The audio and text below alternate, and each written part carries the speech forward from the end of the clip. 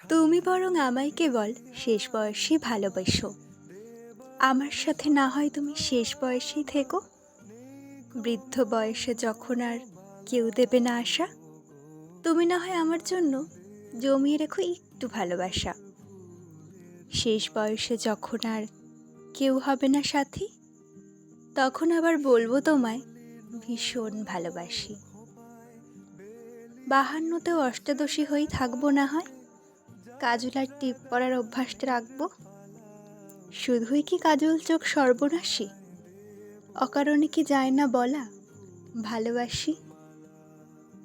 যদি নাও চাস ফিরে আসবই চেনা ধান সিঁড়িটিতে,